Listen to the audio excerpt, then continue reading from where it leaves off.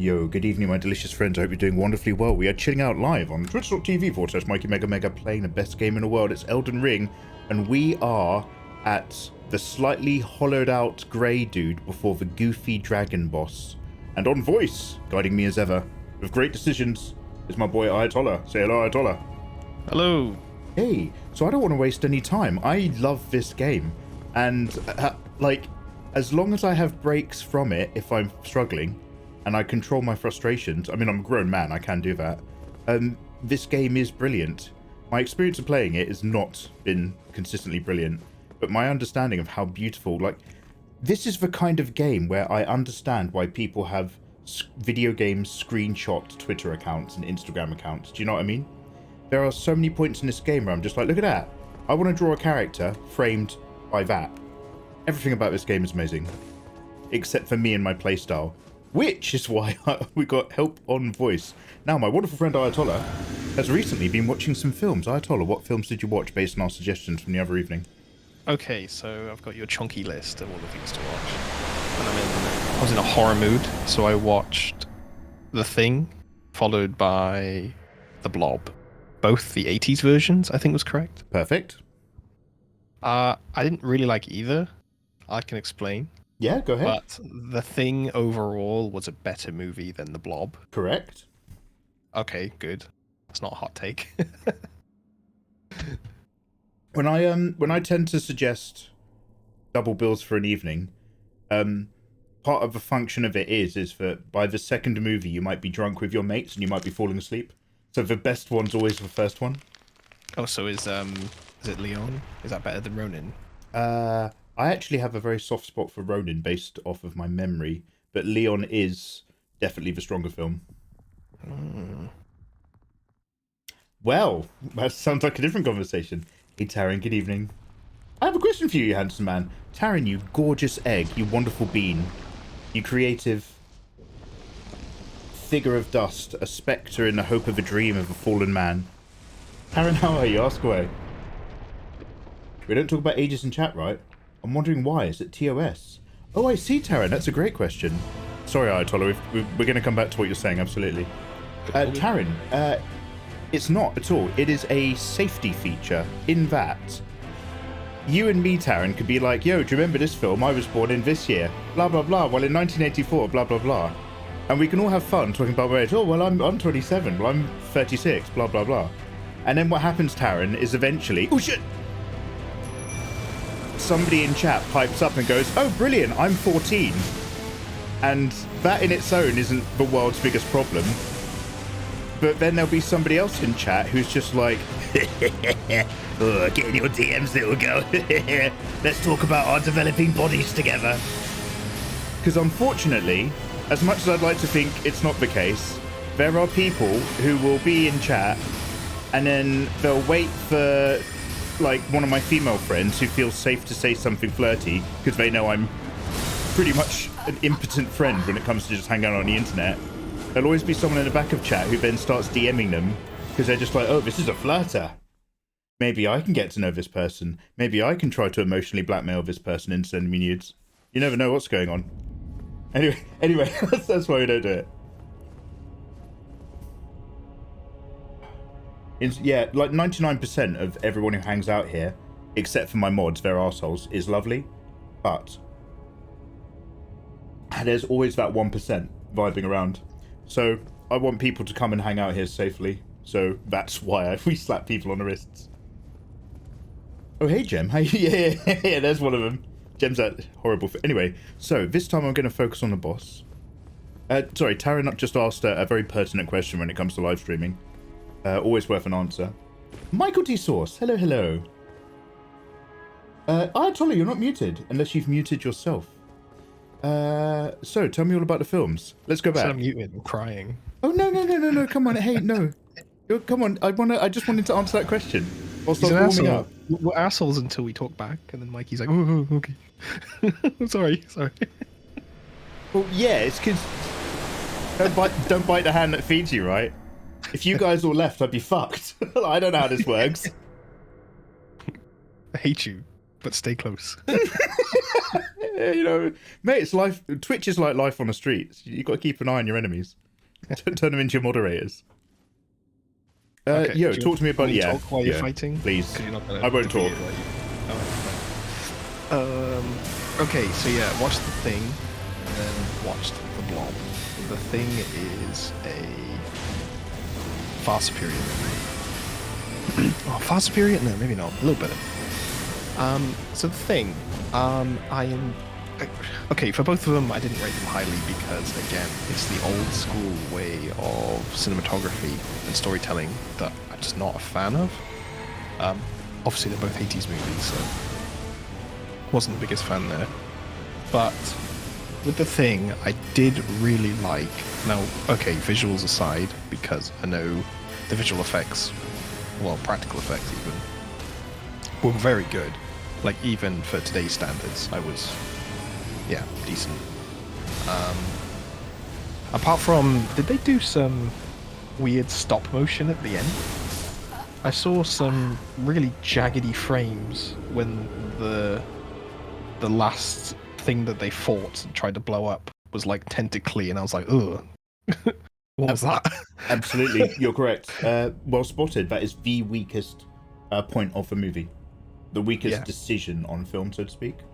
It instantly like took me out of the immersion. I instantly noticed it, and then I was like, okay, back with myself. I was like, oh god, what was that? And then like, no, a bit shit from there. But I really liked that it's a horror film, I understand that, and the horror is supposed to be, or is, the organism. But I really like maybe a halfway or 2/3 in that it swapped to because they realized what the organism could do. The horror then became themselves. They had to not mistrust each other, figure out a way to do it, and everyone was a fuck you until proven innocent kind of thing, regardless of past history. And that was then the moment of the horror. Like, the organism like wasn't really a thing then. It was like just between the people. I liked that. Yeah, the paranoia, who can you trust bit, is massive. You know what? With that feeling in mind, and again, you won't like it for being an older film, but based on just what you'd said just then, the Invasion of the Body Snatchers 70s remake, I'll also recommend, with Donald Bauer? Sutherland and Jeff Goldblum. Oh, yeah, that's it. Alright, I'll check the list. In terms of just like pure paranoia, basically. Man, I wrote a lot of shit. Is that before or after Return of the Living Dead and Tremors and Alien and They Live? Oh god. I love that you got Tremors on your list. That's fantastic. You told me to put it on. Someone did. Yeah, it might have been me. Anyway, I'm interrupting you. Keep talking. No, all good. I don't know what else to say. So let me ask you a question. Oh, Jem told me. Sorry, Jem. Nice one, Jem. Nice one. Jem's got a good taste. Despite hanging out here, she's quite a good decision maker. Jafias, hope you're having a wonderful day. The ending to the thing is amazing. Oh, it is. It's just they employ almost every trick in the book throughout the entire film in terms of practical effects, and that includes stop motion. But unfortunately, there was time problems by then. When they were making the thing, they set fire to part of the studio. There's just a shot where they have like some flames like in front of the camera when something's supposed to be on fire, but like all the different things that it had on set had just been giving off gases all day long, and they lit the flame on it. Just blew out the thing. Amazing. What was your favorite practical effect moment? Like, what shot or what gooey thing was your favorite? If you had to pick one. It was the CPR. The is it CPR? Yeah. The diffusion machine part. Defib. Is that what the defib? Sorry, the defibrillator. Yeah, when he was pressing it in and his hands just went in. That was quality. It's quite common knowledge, so you probably know. But do you know how they made that?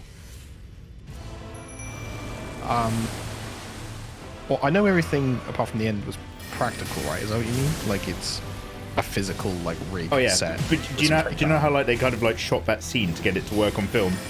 Oh no, okay. They, as you can imagine, had like a giant robot chest that opened with teeth and closed. But what they got is for the doctor who's actually trying to save the guy's life before he realizes it's a problem. Yeah. They made a mask of his face, and then just for a couple of the shots, they put that mask on a guy with no arms, and then painted his stumps to be bloody stumps. So the shot where he reels back, and he's like, ah! That's just an actor with no arms, waving his stumps around. Smart way to do it, because I did wonder, because it was still practical, and when his arms ripped off, and I was like, oh, how'd they do that? Yeah, it really bites in and squirts over. Yeah, it's brilliant. Yeah, that was my favorite part, and then after that, his head turns into a spider, and I was like, that was a bit freaky. Yeah, oh yeah, that's the one that always stayed in my memory, the spider bit, because it's almost a bit in silhouette at one point, and it's just, when it tries creeping away, Kurt Russell's just like, gotta be fucking kidding me or something. McCready. There was one part I really didn't like, and it stuck with me, and I don't know if it's because I wasn't expecting it, or... Same for Marcus, chest cavity. Yeah, that's definitely like they're all great. Like even the first one you see when the husky, the wolf turns, and then it's like those flailing tentacles everywhere. I was like, ooh, I feel so bad because when he's shooting the dogs and they yowl, oh, the yowl changes pitch when he shoots it. The yowl. The yowl.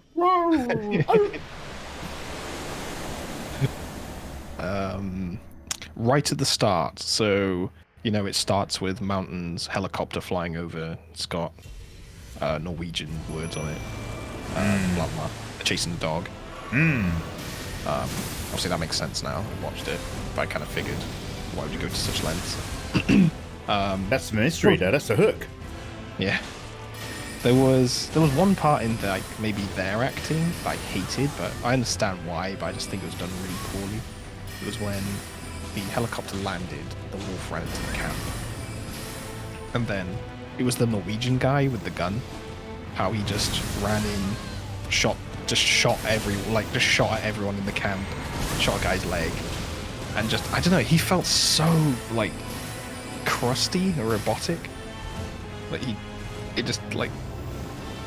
was like they got him from the street and was like, oh yeah, you look like the right height for this, can you do this for us? And he ran in and did all this shit. And I was like, what is going on? Oh, yeah, I barely remember those guys from right in the beginning. Okay, here's another question. When in the film, out of the crew who... Oh yeah, because those two Norwegians died real quick. In the film, when do you think the first person gets infected?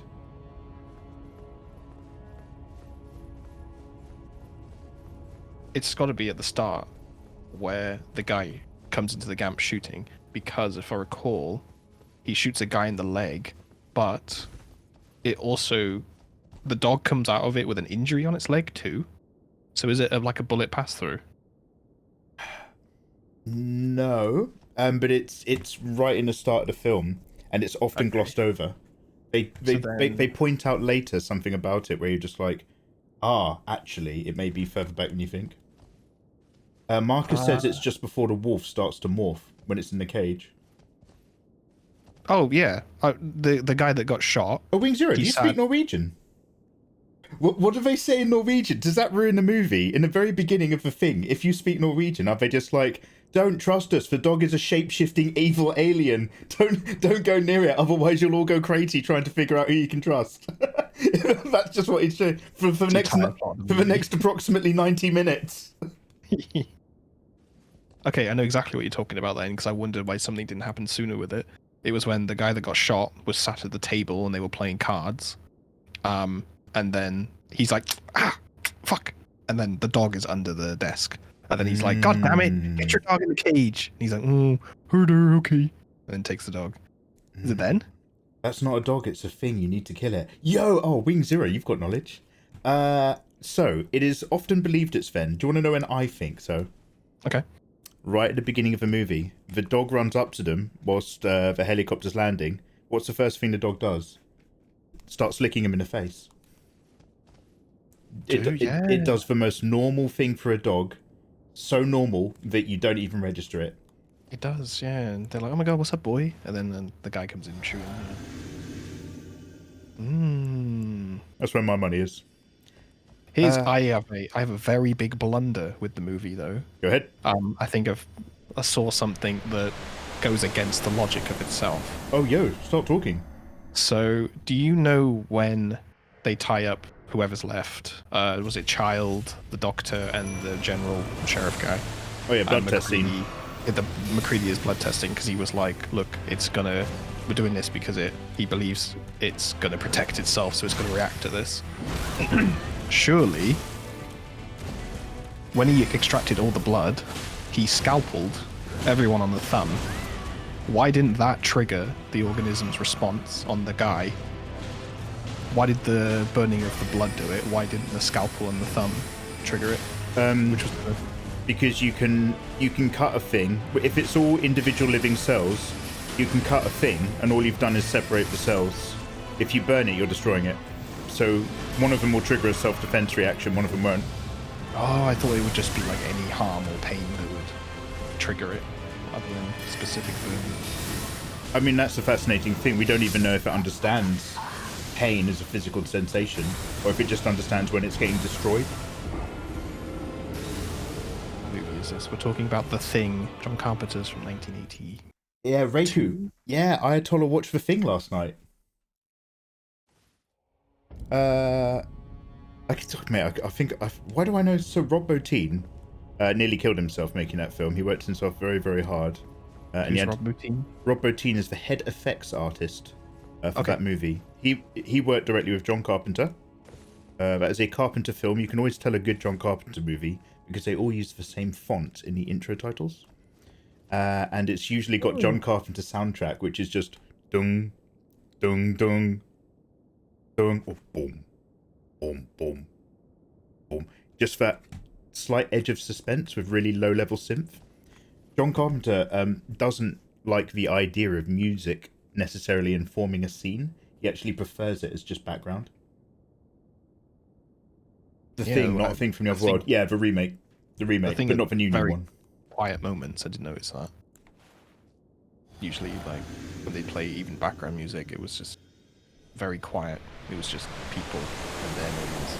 It's very often John Carpenter who does his own soundtracks, and he just does another name like Alan Smithy and that sort of stuff in the credits, just so that his name isn't on the credits all the time.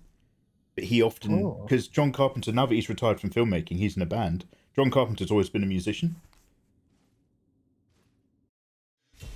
Okay, here's a little fact. I've got a world of factoids. I'll just give you a random one. One of my favourite things is in the beginning when unfortunately the dog starts trying to goop all the other dogs. There's a bit where like it's mostly just a kind of goopy mess of fur, and then a thing. Oh my god, I can't talk and play this. And then a thing opens up, and more of it comes out before it grabs through the ceiling. And when it comes out, it opens up like a flower. Do you remember that bit? Yep. Because obviously the thing is copying stuff and just doing whatever with the mutations, that flower, if you look closely, is a series of dog tongues ringed in teeth. It's not petals or like meat petals, it's tongues that open out. It's disgusting and wonderful. The attention to detail was crazy. Okay, this time I will pay attention. So, hey Ainu, how you doing? Guys, we're just talking about The Thing. Ayatollah watched the double bill of horrors, The Thing and The Blob. Talk to me more about The Thing and or your thoughts on The Blob. Sure. So, okay, The Thing though, unless I missed something, because something that I've realized, my comparison to movies and things, to your comparison to movies and things, like take the Hunter x Hunter fight, for example, with Ahsoka and Gon, you were all about the emotional build-up to it and what it meant, which was very much there. But for me, that I wanted the action, I wanted a decent fight, and it wasn't. So very two different takes on the exact same thing. The ending to The Thing, I thought was shit. But other people I've spoken to, like Jem, for example, I would say Jem's, I think, similar to you very much. Has amazing opinions on movies, better than me, because I'm just like dumb, clash swords for nice times. Oh yeah, Jem's a little sharper than me as well. Yeah. Agreed. I just want clashing of swords and shooting guns, like, that makes me happy. But yeah, I didn't think the ending was that great, and I think that's the perspective I've taken from it, to where I just want clash, clash, boom, boom, and it wasn't. It was just two boys sat together and be like, nah, we did it, fuck it, boom. Like, okay, great. Do you think either of them were the thing? The last two guys left are alive.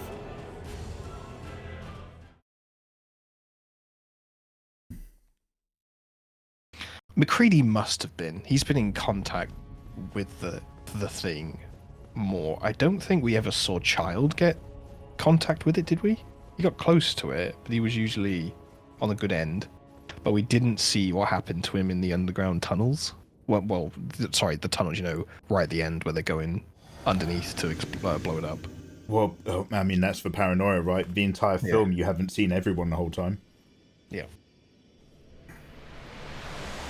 Oh, I thought it was interesting. Do you know they locked up the other doctor? I was about to ask you about this. Because he went. You mentioned paranoia, and I was like, oh, he went. I'll kill you! That was a wild man who'd been drinking with an axe on set, smashing an axe through a table that another actor is holding up. You can't make that these days. You can't do that anymore. I saw that and I was like, yo, no restrictions then. Yeah, you're just like, that was actually an axe through a table in that guy's face. Okay. Yeah. I'll kill you. Okay. Yeah, no, talk to me about him, the doctor. So, okay. I don't know if he was infected or not at the start of his his rage, his rampart, but I understand it from his point of view to where you're now in a situation to where you don't want to trust anyone, you can't even trust yourself, that can fuck with your head. He's just like, the only way to end it is for us all to end. I get that perspective. And then when he was locked up, the instant change of heart, I was like, that seems sus. That seems really sus, considering how he was. Yeah, sure, maybe drugs or not taking it, but he was instantly like, oh, come on, McCready, we're buddies. Like, let me out, bro. Like, it's cool. Trust me. I'm much better now. Like, yeah, I was like, I'm all better. That's weird. No, I don't think so. What I didn't understand is, obviously, the alien came from the UFO that the Norwegians discovered. Well, it was like an ice tube thing, like a block of ice next to it, wasn't it? And then when they went to the shed to get the doctor, he wasn't there, found the underground bit. And then he started building a UFO under the ice. And I was just instantly like, that feels like, I don't know, did I miss something? That doesn't feel like it's right, it's correct for the flow of the story we've been having. He just built this underground. Like, how did he do that? Where did he get the things for it? Was it always there? Couldn't have been. It was the trashed helicopters. Well, that's where the parts were coming from, mostly from the helicopters. So how to put it? McCready says it's trying to build a UFO. I'm not 100% sure, but I think the intention is that it's not trying to build a UFO. It's just trying to build something that will get it to the populated part of the planet. Like, it could be just a fucking skidoo for all it cares, as long as it gets it to where there's more people. So why not just take the helicopter? Why break the helicopter to make something else? So then you get into the point of when the doctor's going around, did the alien break the helicopter to trap them there, or did a human break the helicopters to make sure the alien couldn't leave? Like, it's never spelled out. It's brilliant. So when the guys when they put him in there and he's just like, I'll kill you, he's going nuts. Yeah. And then when they come back later and he's just like, I'm much better now. Did you see there's a noose in the background? Yeah. What I reckon happened is that he was human but infected when they put him in. And because he was going nuts with it, he was like, this is the end of humanity. So I reckon he killed himself. And then the organism was like, nah. Yeah, he went up there, strangled himself, but the organism continued to take over his body, and when it was done, he got back down again. That's what I reckon. That's my little mini narrative on background news. That would explain the character shift, actually. Ah, Lady Zamos, lovely to see you. It's going a bit better now that I've got you here watching my back. Guys, we're just talking about The Thing, the 80s John Carpenter movie that one of my mods just watched. Man, I've got to pay some attention to this business. I'm not even doing my things in time. Okay, this one I will pay attention. So. No, I'll be quiet. No, talk away. I promise not to answer your questions this time. Aliator, how's your evening going, by the way, dude? Welcome on in. So yeah, overall, I liked the concept. I like the isolation part of it. I much prefer it when it's like a tight-knit group of people dealing with the situation rather than lots of panicked people on a mass scale. I'm just like, ugh. I find it just a bit boring. I think that's probably why I liked Predator so much. Because it was just like the group, the boys, and they had to deal with something, and they did. And then as soon as Predator 2 started in Manhattan, I was like, nah, I don't want this. I can see what's going to happen. I imagine Alien is probably similar to it. Obviously, I haven't watched it, but... Right, anything else to talk about the thing? Yeah, no, overall, it was good. I didn't mind it. Again, it's also a little clouded for me because, again, I don't really like older movies. And that's not to say I don't like old movies. It's also that general type of cinematography that they used back then, not the biggest fan of. And that's not just movies, that spans TV series, even anime. I'm just not a fan of the older stuff. Hey Zatiko, by the way.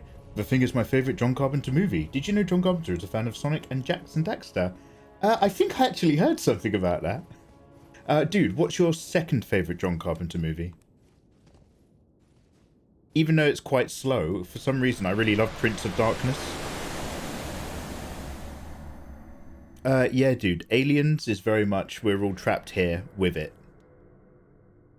And it's great because Aliens really shifts from let's go catch it to let's go survive from it very well.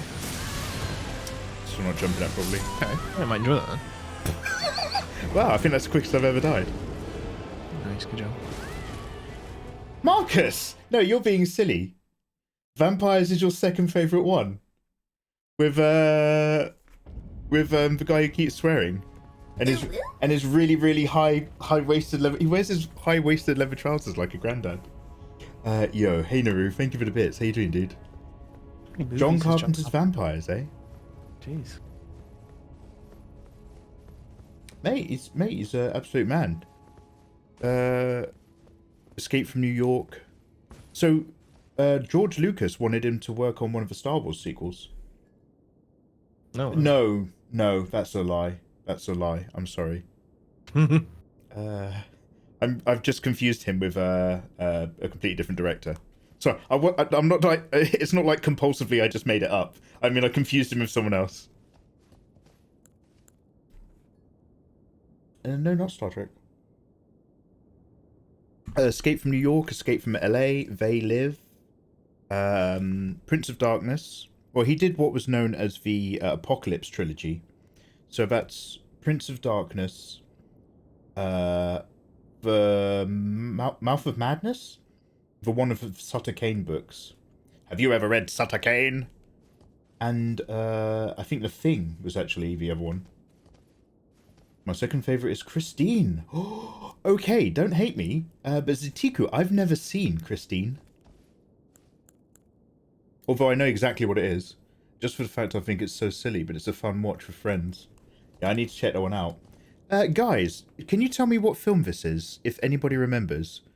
80s, 90s horror. I'm going to say 80s. And I don't remember anything about the film.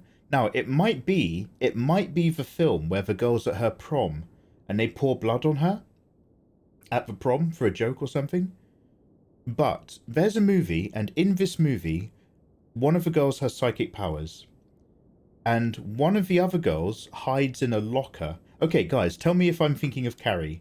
One of the other girls hides in a locker, and then the locker squeezes, and then pink blood goo comes out through the locker grill. Does that happen in Carrie? Yeah. Okay, I've seen Carrie when I was a really, really little kid, but I did not know what I was watching. They remade it. My babysitter put it on. I was just like, whoa, what the fuck is this? Oh. They did. They remade it with that girl who I think Chloe Grace, someone. yeah, I think I found her attractive, and then I think now I just associate her with terrible movies, and that put me off her. Not that she's bothered, you know. She's hardly less disappointed to hear it. Yeah, I watched a robot horror with her that was on Netflix last year. I think it was called Mama or Mother. Mother, Android. yeah. Yeah, that was weird. It wasn't very good, but she was fine in it. She just needs the opportunity for a bigger movie. Those Amazon and Netflix scripts, like, they're very particular. You can kind of start to sniff them out. Yeah. Yeah, Chloe Grace Moretz. I do associate her with just bad films. But I remember from Kick-Ass. And I was like, oh, look, it's a little... She's trying to be Natalie Portman from Leon. Or Johnny Depp's Dark Shadows. She's the daughter with Pfeiffer.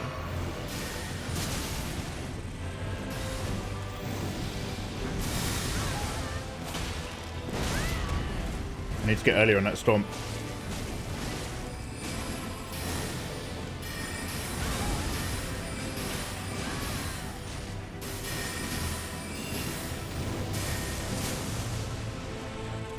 Oh, God, I keep forgetting about how you can back into a problem there.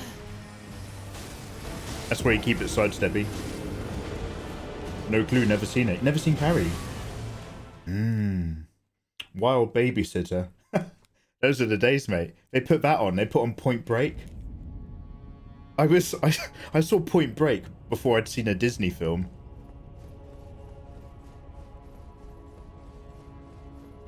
Carrie 2, Carrie 2. Wait, is that like instead of going to a prom, she goes to a high school reunion or something? 30 years later, the team is back. So's the bucket of blood. Carrie never forgot. Never forgave. This summer. What's your favourite horror film? Everyone, including our daughter. Especially Jen. And it could be horror comedy, horror slasher, psychological horror, I don't mind. Also, don't talk to me. Wreck, 2007. Never heard of it. What? Oh, sorry, I was thinking WRECK. No, Yeah, REC. Wreck is brilliant, Wreck is brilliant, yeah. Wait, the Spanish one or the English one? I think it was Spanish. I would.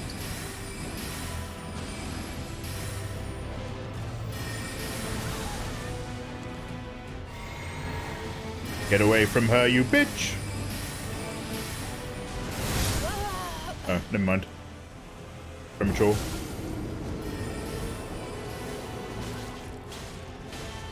You don't watch horror, Taryn, I can tell. Your work's so lovely. Taryn, you produce the kind of artwork that somebody with a healthy mind might make. The Ring or the Grudge? The first Saw movie? Yeah, Zatiku, actually, I'm kind of with you there. No, I'm not saying it's my favourite film or anything, but I regard the first Saw movie as being a really good inspired piece of horror cinema. It was only kind of after that it just became basically became what John Wick is for action combat scenes. Banger Horror 2. Banger Horror 2. No, there's a comment. Oh. Banger Horror 2 was shit though. Sinister 1 was amazing. Oh, is that the one where if you watch a video cassette, a demon gets your kids to kill you? Yeah, I've only seen the first one, but I thought that was really good. I loved how it was all about how would children kill adults. Do you know what I mean? And it was always like all you had to do. It really nice. They made it really nice. They named it really nice. Oh. It was like painting the walls with daddy. It's literally painting it with father's blood, or like mowing the lawn. And it's like pushing it over your mother. Yeah, like when they're all just tied to the deck chairs and he just pushes them into the swimming pool, and it's like, oh god, that's horrible, but yeah, that would do it. Yeah, bang it. Yeah, the videotapes it all. Yeah, I think that's the real selling point, the videotape murders part. I think Sinister 1 has like, I don't know if it was the OG to do it for that particular decade, because you know it kind of comes in waves. But it has a little jump scare at the end where his face just kind of goes bleh. And I remember just being like, oh, that's where it comes from. Because then everyone did it for a bit. I suppose it depends what you base horrors on, right? Like, I'd say horrors for me are the ones that... I'm pretty like immune to jump scares, that's not a problem, but it's more the ones that make you think and you don't want to go turn the light off in the living room. You're like, oh shit. Yeah, I like a thinker. I like a thinking one that gets under your skin. Psychological horrors. But then I also love Dawn of the Dead. Like, is it a horror? Technically, yes. Is it scary? Not at all. It's just fun. Subakaiji, The Evil Dead. The first one where they go to the cabin. Or the remake where the lady keeps cutting herself with a glass. Silence of the Lambs is good. So, Silence of the Lambs, is that a horror or a psychological thriller? Silence of the Lambs is a banger film. I know I say this all the time, but if you are okay with like creepy or weird or horrific shit that's really good, and you've not watched the Silence of the Lambs TV show, I cannot express how much you should watch the Silence of the Lambs TV show.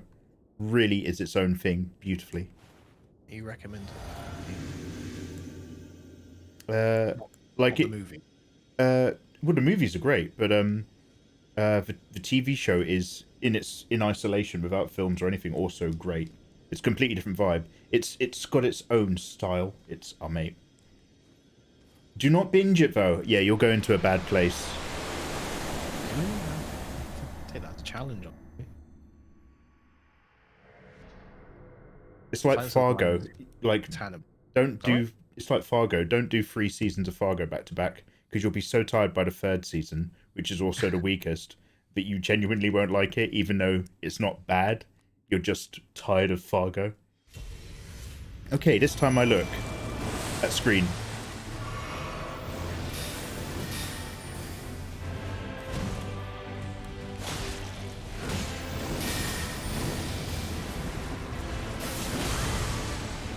Oh. I've never really been caught by that before. Well, that's what I call rude. Okay, I'll look next time. Alienator, you can't handle gore. You're putting a metal pot with a rat in it. Oh, are you talking about American Psycho? Oh, is that where they put a rat in a pot, put it against someone's belly, and then heat up the pot, right? So there's only one way for it to escape, as in through the belly? Right? Yes, in the books, but I don't think it happens in the film. I've visually seen that from something. So yeah, like it's also like I think it's like one of those American myth legend things, but he does that to someone in the American Psycho. The American Psycho book is obviously much gorier, but I don't know what film. But I remember hearing about that in a film as well. Like a bad guy talks about it, saying, "What we do is we get to that, and then it eats only other rats." Oh, it's from Sinister 2. Never mind then. Ooh, it's Hey Bill, how you doing, man? Bill, what's your favourite horror? That was Too Fast, Too Furious. What? I don't think it was. I've got to start watching those in a minute.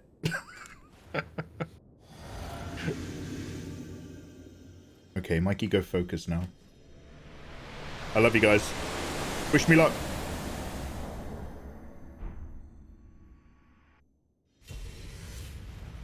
Oop, wrong button.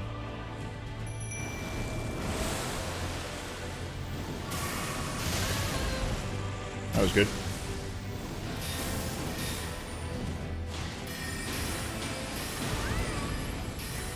We can still bring it back.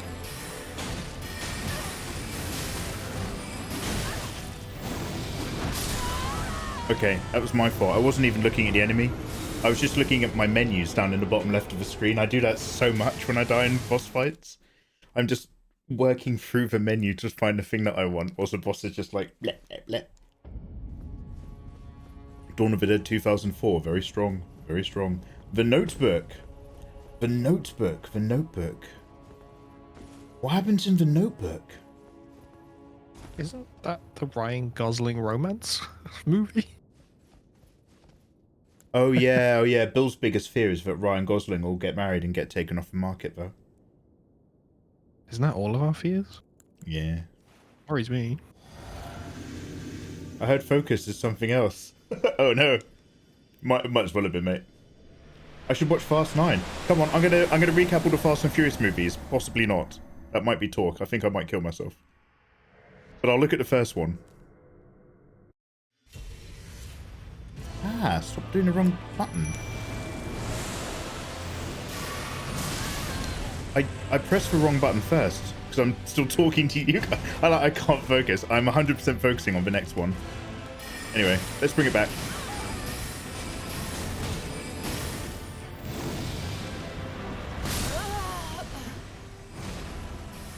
I've almost got his moves now in my memory. Too happy. You need to be in a bad mood to play this. Yeah. I'm just glad you're watching films. It makes me excited to talk about them. What is your favourite guilty pleasure horror? Ooh, guilty pleasure horror. Ooh. How do you define that? Ooh. I've got an answer that's not the real answer, but it's the kind of answer I'd want to say if I wanted to put somebody off me, if that makes sense. Guilty pleasure horror. Evil Dead 2. Planet horror. I think I almost agree with you. Is that the one with the grungy zombies and the woman? Yeah! Yeah. Fuck! Okay. I have not seen that since the cinema. However, that answer sounds completely cogent for a guilty horror pleasure. Yeah. All I remember is they all keep saying, get my dick wet. Like I'm gonna get my dick wet the entire film. It's good fun. Train to Busan is a brilliant zombie movie. That's just a genuinely good film. Yeah. In the US, I know I've got guns. Yeah, so again, and I don't know if this works for you, Ayatollah, because there's quite a lot of people in Train to Busan, but they're in an isolated scenario, even though it's a worldwide outbreak. The focus is on them, and you see it through their eyes. 100%. Totally ramps up the suspense. 100%. And then they try to get out of the station, it's worse, and they get back on it. I'm like, oh, you double fucked up now. I think the father's death was stupid. Saving the woman. I would have kicked her off, honestly. Oh yeah, mate. There's the selfless, and then there's the living, and you're never both in a zombie film. Yeah. I'm a big, as you know, my biggest enjoyment with zombie movies is always the first 10 minutes when you know zombies are coming and the world of the characters is slowly getting weirder until it tips and zombies are running around in the streets. You know, it's always like, oh, there's a lot of police on the roads today, or, oh, you know, that shop shut early. And you're just like, it's because fucking zombies are coming, man. By tonight, you're going to be screaming. I love that. I love that build-up suspense. How do you feel about horror movies with zombies, like blatant zombies, but they don't say the Z word? It's like forbidden. This is weird. So this enters a weird thing, is that there is a very limited number of zombie films where in the universe of that zombie film, zombie movies exist. Does that make sense? Yeah. Because they're always just like, oh, some kind of weird outbreak where they're violent with their teeth mostly. And you're just like, yes, because they're zombies. You should know this. You should all know this. I also like in Train to Busan, the whole like, even before people are aware of the danger, they only barely make it. Like when a train pulls away, it's as like the zombie outbreak in that area is spilling into the station. But because they were just 5 minutes ahead, they're completely oblivious to that. I love that disparity between the awareness of danger in zombie films as well. I just think that's wild fun, like storytelling. Yeah, that was brilliant. After watching Train to Busan, it put me on a proper Korean zombie binge. And good lord, they know how to do fucking zombies. Jesus. They are violent, they are fast, they are scary. They are crunchy and clacky. I'm like, oh my god, Western oh yeah, suck. They do a lot of tilted neck stuff. Brilliant at it. I think I almost did the same. Then I got put off again in that I was like, right, I want more Korean zombie stuff, please. And then I ended up putting on a school film thing. Wait, what am I talking about? Oh, shit. Okay, I had no idea what I was saying there. There's a zombies TV series set in a school. We Are Alive? Wait, what did you call it? All of Us Are Dead.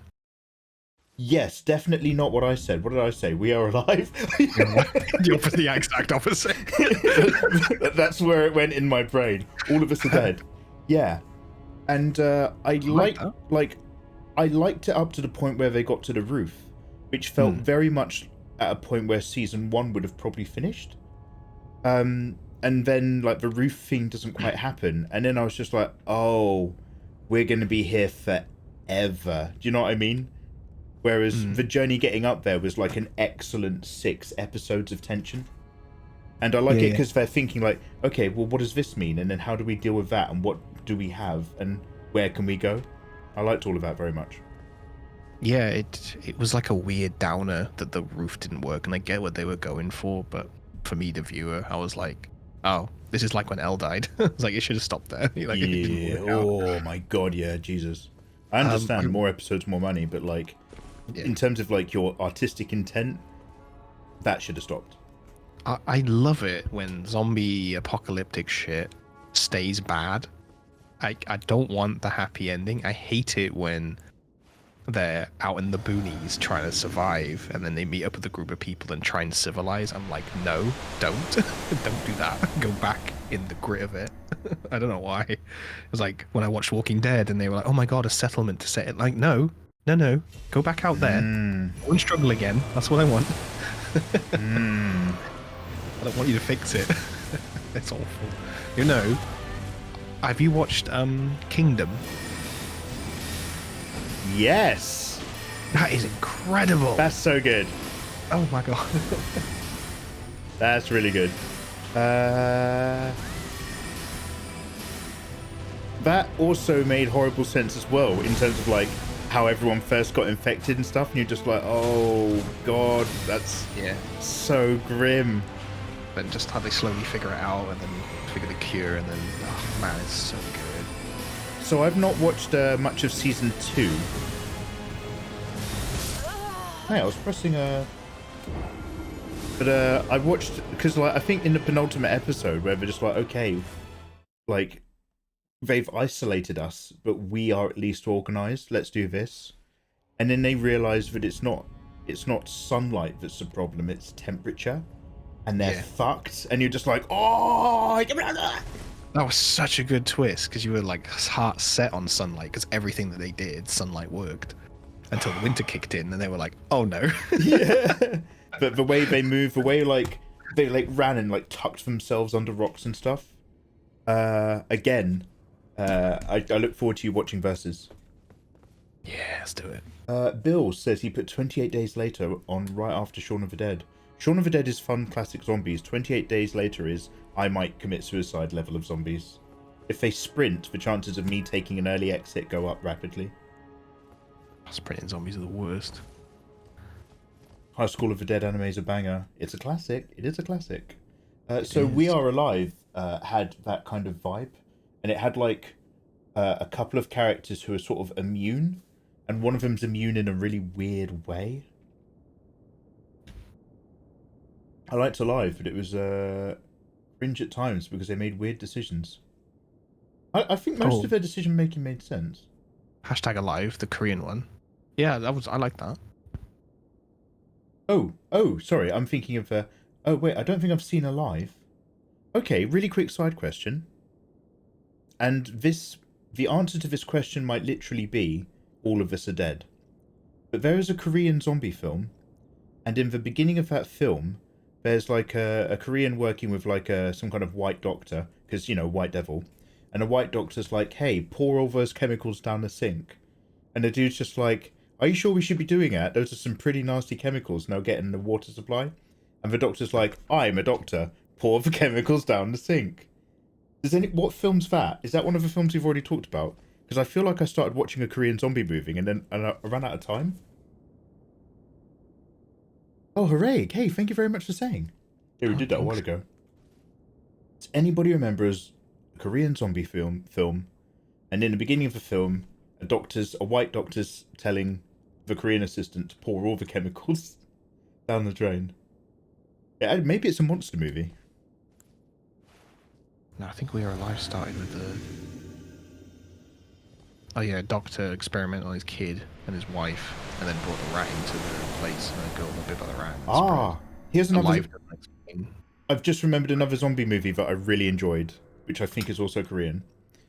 Or maybe Japanese. It's a guy in his apartment, and there's a zombie outbreak, but he's like a bit of a, online gamer otaku. That's Alive.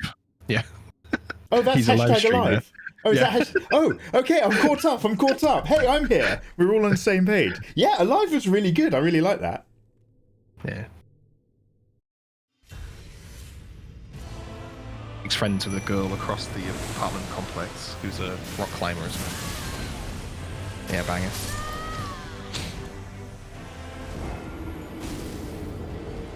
So what I'm doing is I'm talking right up before the screen loads. Because I'm like, it's alright, if I stop talking, I'll pay attention. And I forget that I need to be preemptively ready to summon my thing and then eat some health. It's like the easiest thing in the world to summon my thing and eat some health. I have plenty of time before they start attacking. But by hesitating a split second, because I'm talking about films, I keep going off. Okay, I'm going to do this and then I'm going to go for a wee, but this time I'm focused. The Mummy series is technically a zombie movie. There cometh a completely different question, Naru. In the world of classic universal monsters and hammer horror, a mummy is not a zombie. But I don't fully know why. Because there's two types of zombies, remember? There's chemical/virus zombies, and there's voodoo-esque witchcraft zombies. But a mummy is Egyptian witchcraft zombies, and it follows similar but different rules. A mummy is technically a lich. I believe-ish so. But my understanding of the word lich is based off of reading some extra documents in a Witcher 3 playthrough, so take that with a pinch of salt. But some of the early zombie movies, especially the Giallo ones, were voodoo. As opposed to the later stuff, which is more virus-based. Very important genealogy of zombies here. Okay, sorry guys. I'll be back with you after I win this fight.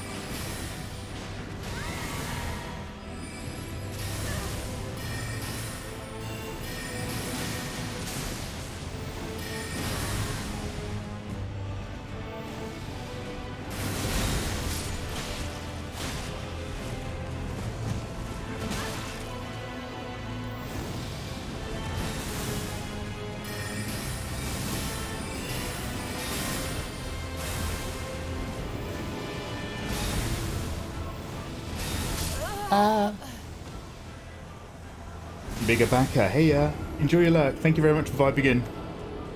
If you get bitten by a mummy, you don't turn into one, do you? No, you do not. A mummy can drain your essence to regain its less papery form. Like Cleopatra, you can drain my essence. Hey! Where is it? What's that? Where you know it. I'll do more for you. Consent is the difference between a mummy and a lich. Can a succubus suck you without consent? I think you have to be willing to impart your man juice and with it your soul, your life force. Don't know if it's still taking game suggestions. Can you play Little Nightmares 2? Yeah, I'm down to play it. I've never been super I'm very positively do look forward to playing Little Nightmares 2. I've never been wildly keen to play it because I actually thought the first game was so good. I was never hungry for a sequel. Does that make sense? Have you ever played a game where you're just like, This is a question for everyone. Have you ever played a video game where you're just like, that was so good? I really don't mind if they never make another one, because that was perfectly fine. And, like, I'm done. Or do you guys always want more of a good thing? Last of Us. Last of Us Part 1, yeah? Yeah, I didn't need Part 2. But did you think that before they made Part 2? Yeah. Okay, good answer. I was very satisfied with how it ended. I didn't crave anymore.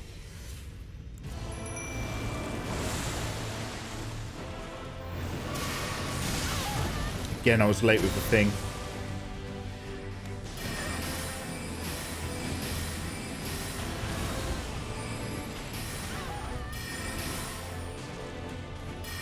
Hey!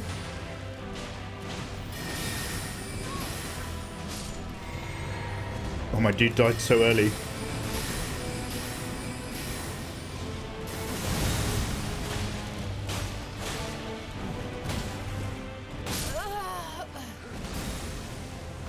That goes for a lot of anime. Oh, Honjanks, yeah, there's a lot of anime that keeps rolling when it should have wrapped up.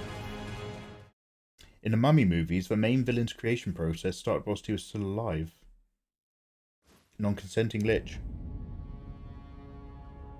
Wait, do people have to consent to be turned into a lich? I don't believe I've played a game that made me feel such a way. But movies have done that for me. I always want to see what developers do in the next title. Tread those unexplored waters. Like One Piece, just stop already. Honjanks, you wash your mouth out. Don't be like that. The Last of Us, but I fucking love the Castlevania anime. Oh god, yeah, looking forward to watching that. Gabby asked us both your favourite game to movie / TV series adaptation. Gabby, you're so handsome. My favourite game to movie. Castlevania for me. Not much to pick from. Good. Let me mull it over after this fight. I want to watch more zombie films now, but good ones. Few and far between.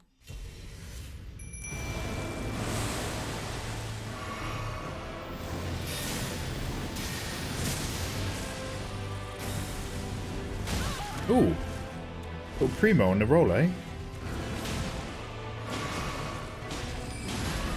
Don't forget Bloodhound's dead. Oh god! Ah, I could have been stepping.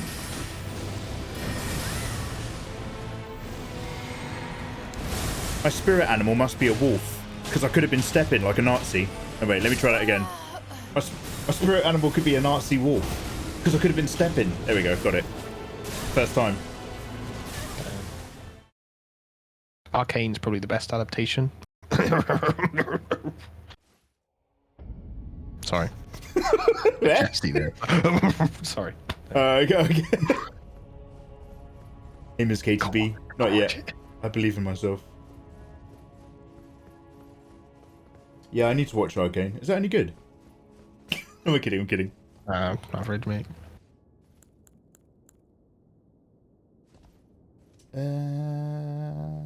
Wait, was Full Metal a game? Before it was a... game to anime and or TV.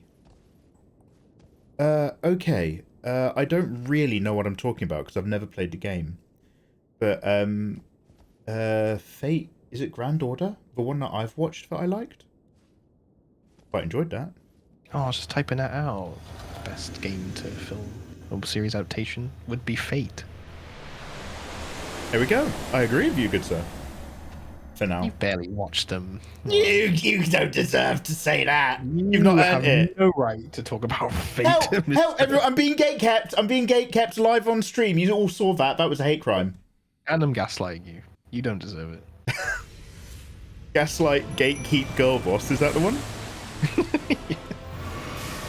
Soy boy cuck. Let's go.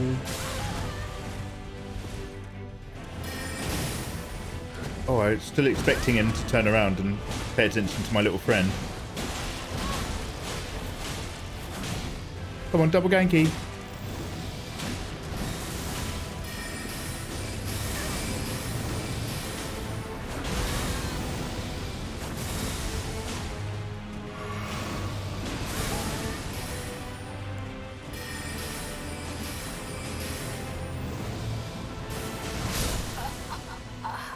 I'm so glad I entered the old run out of magic animation. That animation really makes me feel relaxed. Not at all stressed and bothered. Right, just like real life. Nico Poor arc. juice management. Nico, I'm so bad at managing my juice. Arcane is mid. So, oh, hey, Miss KTB, I really do apologise. I should have had that in the back of my head because I watched that at the start of the year and or last year. Cyberpunk Edgerunners is indeed a very good anime. You guys are trying to get me to watch that for ages. And I honestly thought, spoiler alert, no big spoilers, but general spoiler alert, thematically. I thought that Cyber Psychosis episode was kind of like a one-off episode. You know, in this episode, we take a look at the gangs. In this episode, they take a look at the hackers. In this episode, they look at the corpos. In this episode, they talk about Cyber Psychosis. But the fact that it actually lent on that, and that was like the spiraling down of many people's lives as like a horrible... Because, you know, obviously, Cyberpunk is a dystopian reflection of American corpo culture. So to have the medical side be such a gateway to people's lives being ruined, I was like, oh, fuck, they actually went for it, and it's still really nicely animated. Yeah. Cyberpunk Edgerunners was very good. War crime adaptation to Halo. Resident Evil, Doom, Assassin's Creed. I just understood that term. I was like, oh, what, like, they're originally based on books about war crimes? And then I was like, oh, no. Then I read what your examples were, and I was like, oh, yeah, yeah. Criminals produce those shows. Actual people who deserve to be in jail. There's Jeffrey Epstein in one cell, and right next to him is the guy who made that last Netflix Resident Evil TV show. Rest in peace, Lance Reddick. Thank you very much for the code.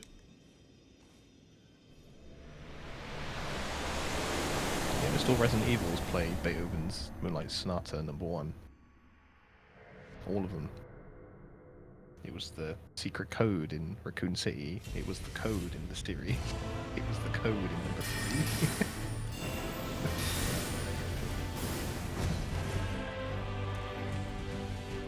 Sorry, are you saying that every Resident Evil TV or film adaptation, as well as Resident Evil 1, includes that song? Not all the films, but 2 or 3 of them, plus the series.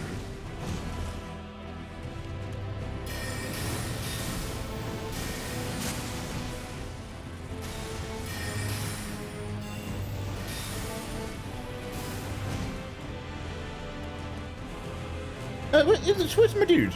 Sorry, I was thinking about... you had me on the... I was like, yeah, they play it in 1 to do the piano puzzle, and then I was like, do they play it in 2? Like, is somebody listening to it in the background? Hey, Alan Oko, hiya. Good, it was in 3, and it was in Welcome to Raccoon City, and it was in the new series. It's also in the beginning of Shadow Man on the N64.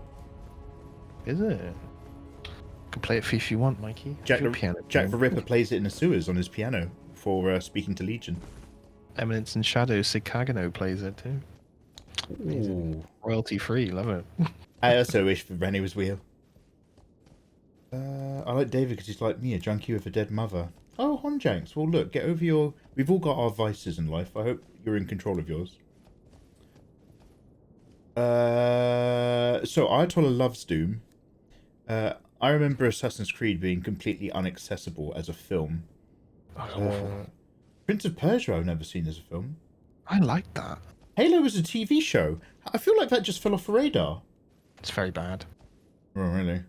Did it actually have... Was it set in a universe? Did it have Master... Were they just using the IP? Or did they actually have, like, Master Chief? No, Master Chief was in it. It was just, like, the budget they had and the effects they had for it was so fucking bad. Yeah, Radagon... Unless Radagon's distracted by your opponent or in the middle of a move, he will literally just flick off your magic. It's pretty sweet. Okay, this time I focus. I'm so sorry. My loves.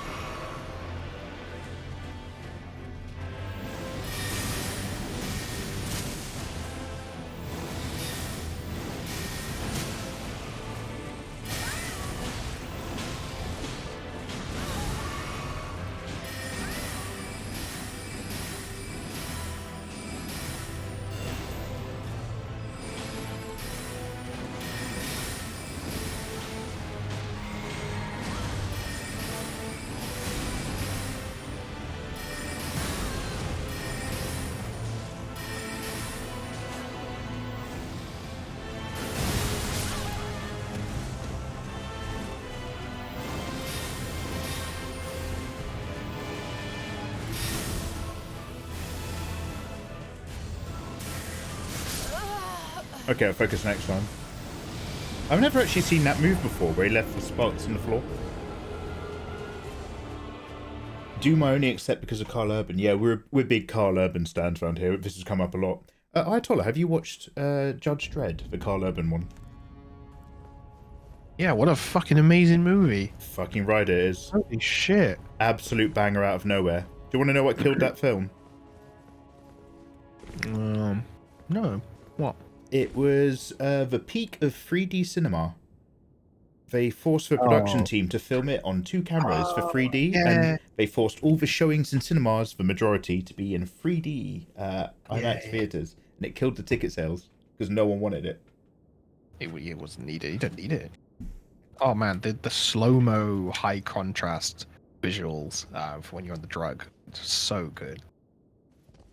Carl Urban is the sexiest nerd. Jem, you raised an interesting point in that Carl Urban strikes me as being a thoroughly good person and a sexy nerd, whereas Henry Cavill strikes me as being a very attractive nerd who knows it and might not really be a particularly nice or interesting human being. He's certainly not charismatic on his own, let's put it that way. I wouldn't kick him out of bed. Mikey, I'm eating some biscuits, right? They have jam in them, but they're not jammy dodgers. What are they? They are circular. They're wagon wheels. They're not. I hate them. Okay. Not jammy dodgers. Similar in shape. Jam in the middle. Are they like a flavour of BN? No. Bien's a square. I'm trying to remember what the brand is I get from Iceland, but I think it's jammies. Jam in the middle, circular. It's not just jam. Is it got marshmallow? No. Man, a biscuit connoisseur, you're like yourself? Oh my god. Well, I'm a bit isolated in my pleasures. Tell me. Jam and creams. What? Jam and creams? Like custard cream with jam? No. Oh god, no. No, they're like literally jammy dodgers, but there's also cream in them, so they're way better than jammy dodgers. Oh. But they're like the cheaper version, but they're better. Oh, they're cheaper? Okay. 60p a pack. Oh wow, I need to just stop fucking shopping at Iceland so that I've actually got a selection to look at. Okay, this time I'm focusing and then I'm going to go for a wee. Like, I've just been enjoying chatting with all of you guys. I'm not focusing on the game. Stop talking after the wee. I'll remind you of something bad, so you frown and you'll kill him. Yeah, that'll do. Got you. Is Mikey dissing Henry Cavill? I only heard the other day that... Well, don't worry about it. Random from earlier, but Fate Unlimited Blade Works, one of my favourites. Oh, I think it's Unlimited Blade Works is the one I watched. And yeah, it's beautiful anime. Was it a series or a movie? Series. It's probably Unlimited then. Because you said Fragrant Order, that's a movie. Ah, I'm thinking Blade Works. At the end, it's the guy who's got access to the King's Vault with all the weapons. That's his ability. Yeah.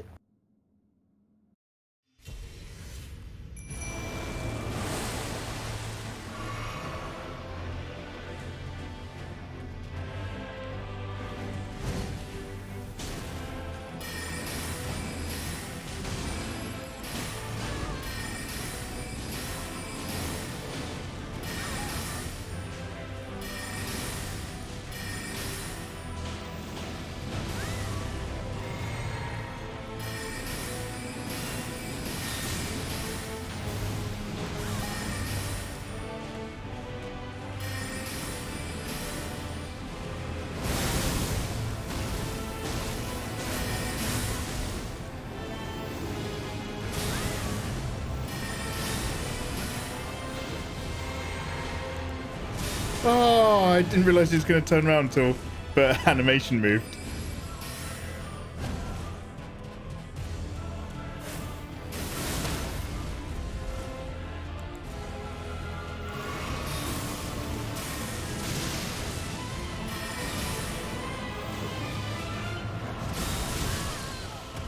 I'm not even sure what's hurting me in that attack.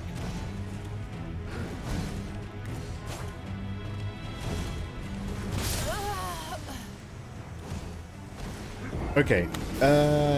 I'm gonna go for a really quick wee. I'll be right back. One quick sec, guys.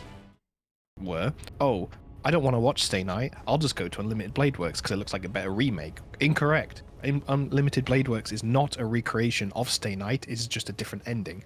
So now the true ending would be, the true way to start it would be, you need to watch the 3 Heavens Feel movies, you need to watch Stay Night, you need to watch Unlimited Blade Works, then you need to watch Zero. Then there are a couple more after that. There are also some Fate shows that you do not need any... I'm looking at you, Mikey. You do not need any previous context for, as long as you know how Fate works, the Holy Grail War and the ranks and the roles, such as Apocrypha or Demonic Babylonian Gate and Prisma Ilia. Those are all out technically of the main story timeline that we follow King Arthur, sorry. The Fate timeline is fucked. It's a mess. I don't want anyone to look at it. It's disgusting. It's worse than Metal Gear Solid. Just watch Heaven's Feel, the movies, then watch Stay Night, then watch Limited, then watch Zero, and then go have fun.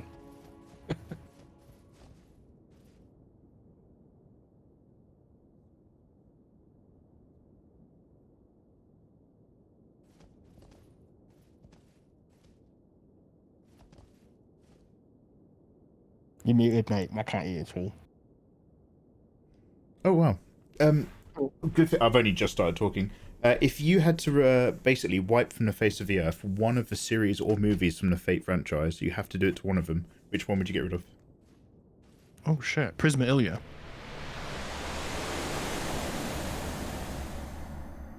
I'm munching a biscuit. I will explain.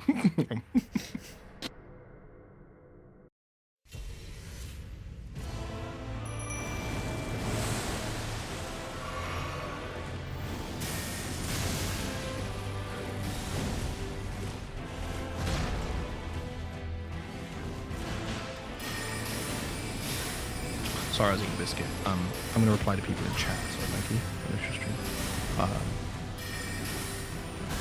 Because it's fake questions.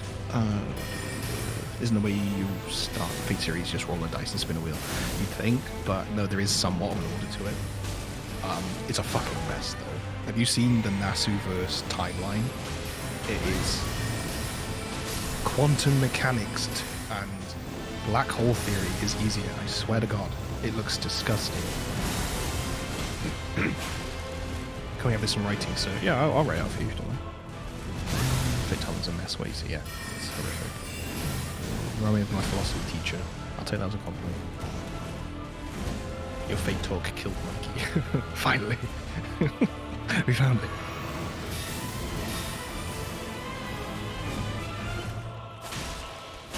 Please upload this explanation on YouTube. I want to come back to this, take notes. I can't. I'll make a Fate video, Jesus. What you need to do is you need to burn down the essence into your shorts. Like, this is the reason why this is the Fate thing I would get rid of. This is the reason why you should watch that in this order. This is the reason why you shouldn't say that's a replacement of that. True, yeah. They do a lot of them out of order. Like, sorry, not out of order. They Force Sam to listen to all of it and type it all up. Oh God, he hates me talking about Fate. Everyone does, because anyone mentions Fate, I'm just like, oh. You Saber, you say? Which Saber? Saber of Blue? Blue Saber? Saber of Red? Those are all 3 different people. What do you mean? Ghost in the Shell, Ms. KB, Ghost in the Shell is, how to put it, mixed universe, isn't it? It's always a different retelling of the same people in the same universe. Some of them are stronger than others. There's been some pretty weak Ghost in the Shell stuff. I regard it as amazing generally, but... I couldn't get into Ghost in the Shell. It really wasn't for me. Question, Mr. Fate Man. Hello. What's the deal with Rin and, like, Ishtar and the blonde one? Aresh Kagal from Mesopotamia. So, Fate and Ufotable like to do something, and it's called Saberface and Rinface. I didn't know that. Saberface. Sorry. No good, mate. It's your stream. Sorry, I should stop talking. No, I literally, I thought I was going to be able to like slip it in without breaking your flow. Buy me dinner first. Some air fried steaks at yours, mate. You got it. Yeah, sorry. Fate and Ufotable will do something called Rin Face and Saber Face. There is something to it, somewhat. Maybe it's out of laziness. People think there is a connection to it because of some relations. But Rin and Saber both have a similar face, but it is different. But the offspans of that, there are a lot of characters that have Saber's face. And by Saber, I mean Blue Saber. Blue Saber is Artoria Pendragon, who is King Nar. Not Saber of Blue, Red Saber, or Saber of Red. Red Saber is Nero Claudius, Saber of Red, who is his daughter. She also, Morgana, has Rin face. It's like a copy thing they do. It's so strange. A lot of characters look like Artoria Pendragon with that Saber face. And sometimes it is through relation, sometimes they've pulled the same Saber class and they give it the face. Couldn't tell you why. I don't think there's a reason for it outside of laziness. Same with Rin. There's a lot of characters that have her face. It's not her, but it has her face. It's like a Shaft animation. You Google the Shaft head tilt, you'll find it across multiple shows because it's like what they're known for. Just tea, thank you. Hey, Grubber. How you doing? 100% laziness. Copy set. Yeah, I figured it would be. There is no blood or connection to it. It's just they look similar, different eye color, different hair. And yes, Miss KEB, I have seen leaks of it. And I tell you what, Mitsuri Kanroji is looking. Ooh, I should draw her again. What's with the what came out first, the Naruto or the film for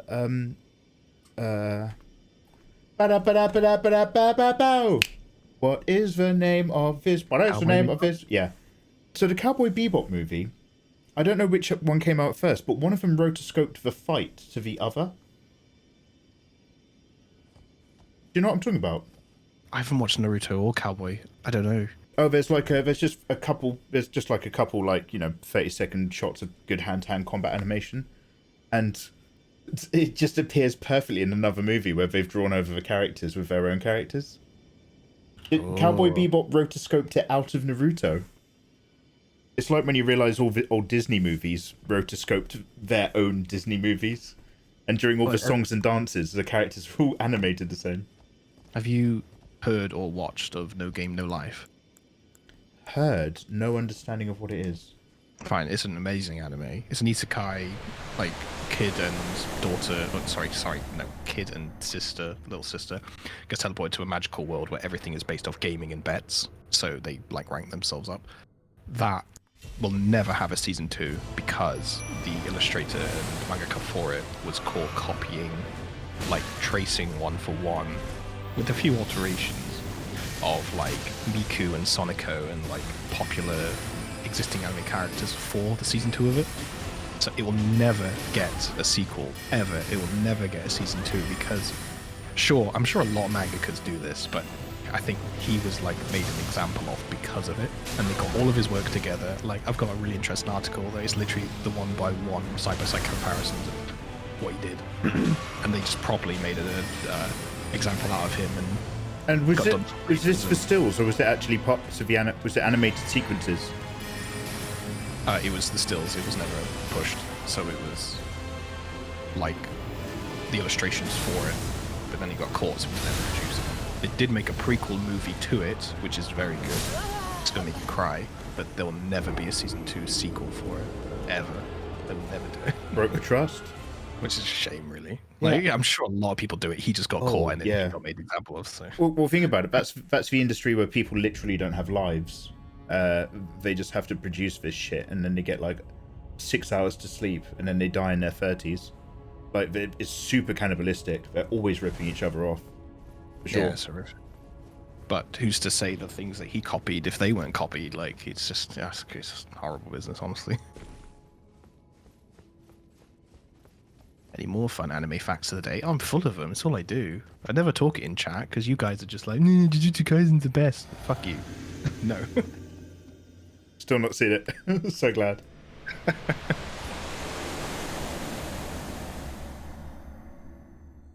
Okay, I'm focusing. Don't mind me. What anime do you think should be turned into a video game?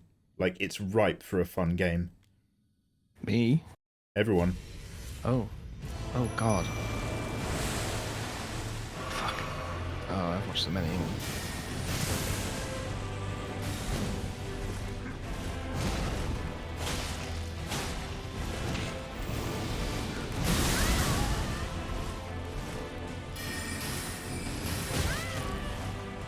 Kind of hoping it would have turned around by then.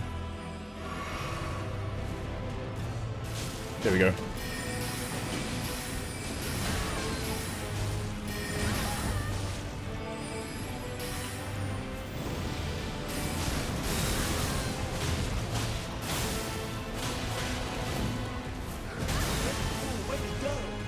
Deep proof you are cute. Also happy 39 months. Twitch community. Lizard, the tree wizard, you gorgeous thing. I hope you're having a wonderful day. Welcome on this evening. Ah, I forgot about the thing. I was stuck in an animation, swinging my ding dong. I think you have to literally sprint in and get behind him. That's all I've worked out so far. Lizard, thank you so much for that resub, you gorgeous bean. How are you? How are you? I keep opening up your stream, but it's just it's empty chair. Oh, time zones. Hello, Lizard. Hello, Lizard. Hello, Lizard. It's Nathan. Hi. Hello. Thirsting over Gojo. Yeah, and they're like, oh my god, the production value of Gojo's eye was amazing. But then you see the fight between Maki and his sister, and it was like PowerPoint bullets. That's a piece of shit.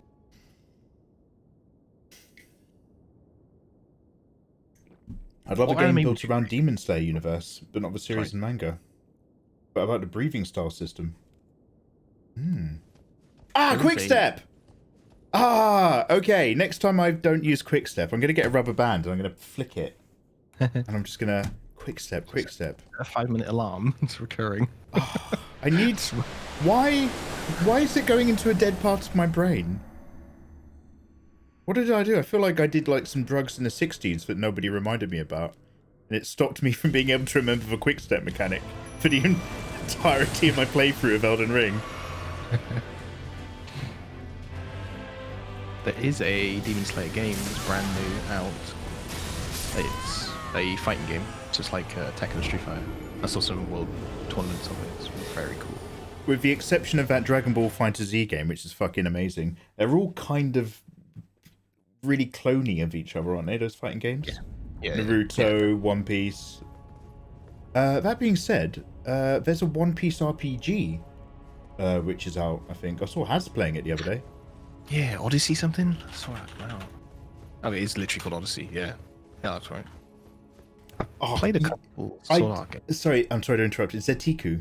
I would love a Dragon Ball Fighter Z style One Punch Man game with the One Punch Man characters, because the plethora of amazing fun characters in that game is so good.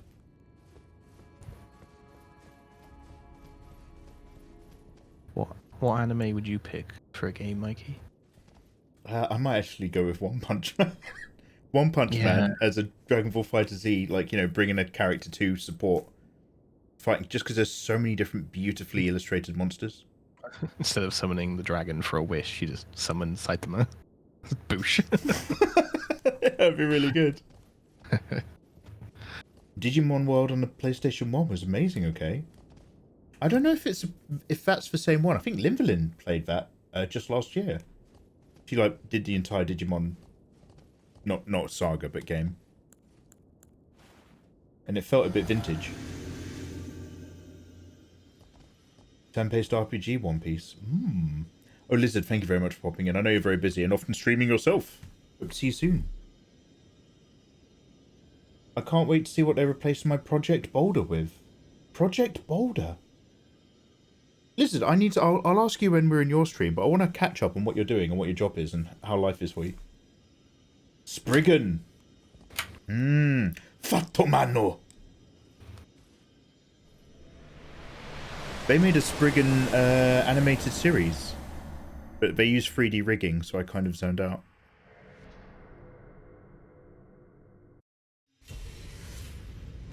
I still want to give Trigon a go, actually. Stampede. I'm just curious. Still not seen a thing about it other than the trailer.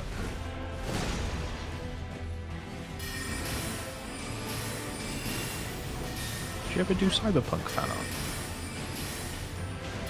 I started Cyberpunk fan art many times. I have many uncompleted sketches. And then I did, so actually, like, so this is completely random that you say that.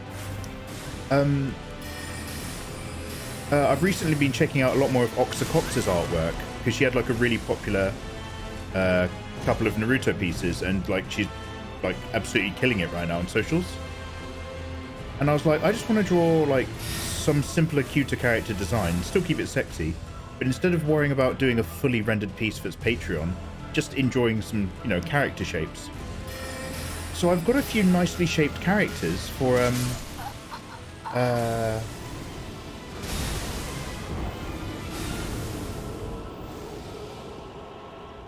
Who did you do, Lucy, Rebecca? blue hair, black Netrunner, and the girlfriend of the green hair, who does the cyber sleuthing. One sec. I can't remember. Honestly, there's loads of Cyberpunk stuff I want to do. I want to see if I can get... You just reminded me of a thing.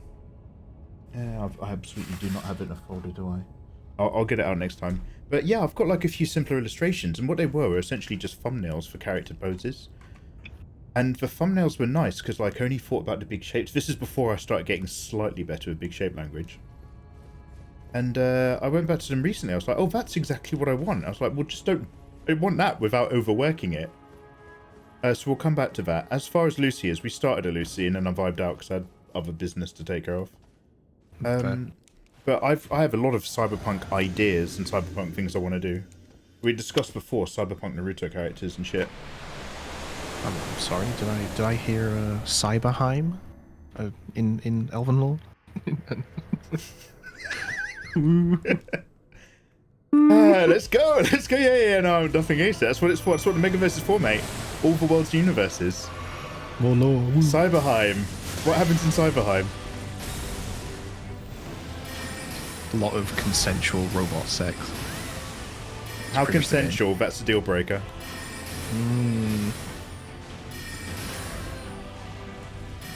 Consensual on paper, but not consensual in reality. I'm in. So it's like you're safe but spicy. You buy the robot and you're legally entitled to fuck it because it's a thing, but the entire time you're doing it, it's trying to convince you that it's self-aware and it doesn't want to be there. Exactly that. Like, if it came to legals, you're fine, but yeah, look at the situation from an outside perspective, it doesn't look fine. I want a robot that is definitely, very obviously, 100% just a robot. It is a thing. It is not a living thing, it's a robot. But every time I fuck it, it cries. Oh my god. Wouldn't go that far. Just so that people are like, look, Mikey's got that robot, and it's definitely just a robot, but the robot keeps tapping on the window when he's not in the house, asking the neighbours for help. But we all know that it's just a robot that's programmed to do that. We know it's not real, but it does it all the time. Do you know what I mean? Like, I want to just fuck with people's, like, just to really fuck with people's, like, perceptions of, like, where the line is. Just holds up a sign with 911. Like, it's totally fine. Yeah. It's just a thing. It's you know what I mean? It's like flying a drone. It's just a thing. But it constantly asks for help.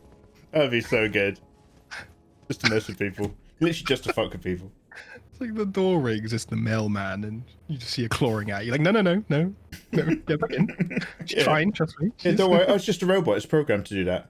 Yeah, there's no need to be worried. It's literally just a robot. Look, it's full of cogs and gears. Robot, are you programmed to do that because you're a dead soulless robot? Yes! Just, you know, just completely mixed message, the entire thing. Alright, I'm paying attention to this one.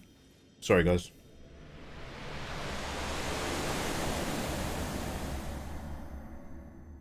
Remember, kids, always use the cyber wall.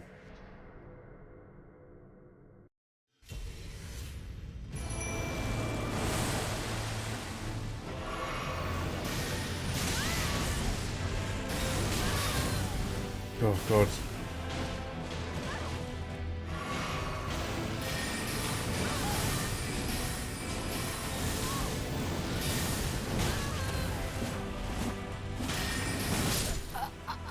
That was a terrible one. I'll focus on the next one. Radigan brings out the true Mikey. No, it's mostly to fuck with the neighbours. Do you know what I mean?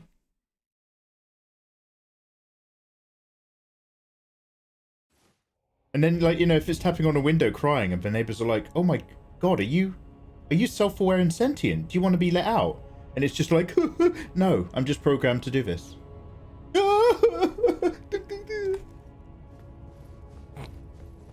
Can't. Have you tried Black Flame Magic? It's long behind us, mate.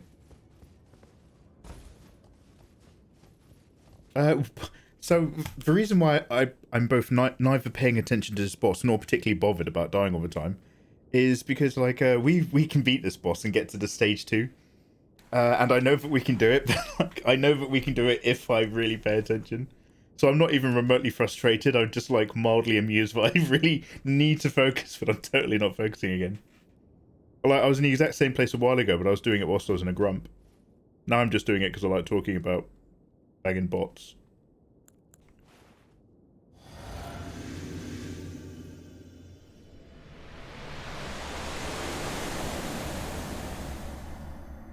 Mate, Radagon just fucked with your bins, mate. Go and sort them out.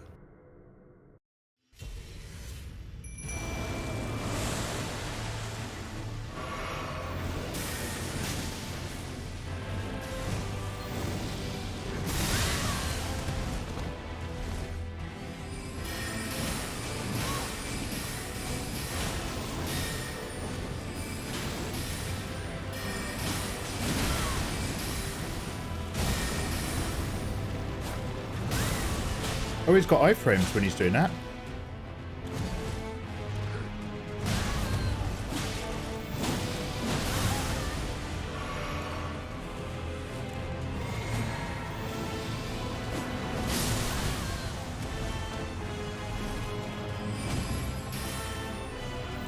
Dash. Oh, I've got fucking Bloodhound Step! Ah, every time! I just had a little dash and I was just like, fuck. I need to write that on my hand. Bloodhound Step. Bloodhound Step. Bloodhound Step. When he gets dangerous, we Bloodhound Step. I have a step. What does it do? It avoids their attack and I slip on through. Mikey, what is your favourite gang? What's the robot that you bang? I love Bloodhound, I love Step. I once knew a girl and she had strep. Bloodhound Step. Bloodhound Step.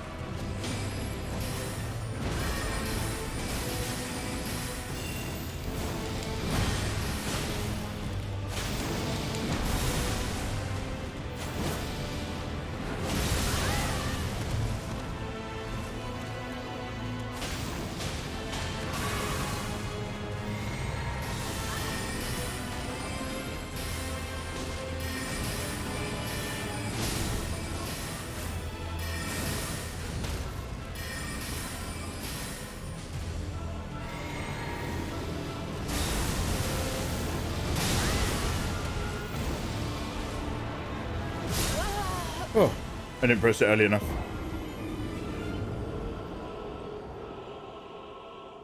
We need a bloodhound step a lot. Have you tried Rivers of Blood?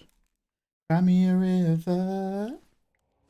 No, let me have one more. Let me have a couple more goes now that I've got bloodhound step right in the front of my conscious psyche this time. Absolutely, bloodhound step. Abso-steppin'-lutely. Stop it, bloodhound step, bro. Oh, God.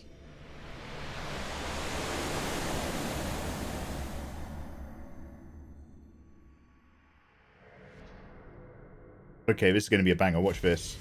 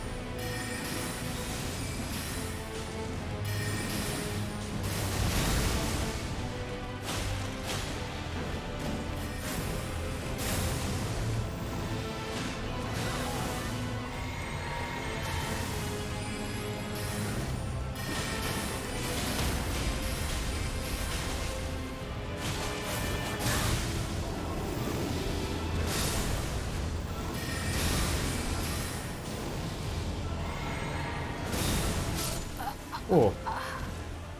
I still want to be right up and in them and step through them, but I didn't know if that third one was going to lock onto me or still focus on the other dude. Hey, la la la la la la la la la la la la la.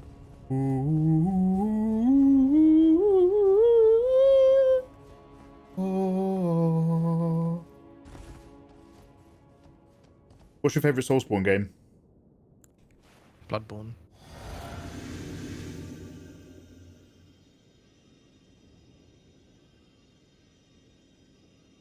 There's some bangers coming out.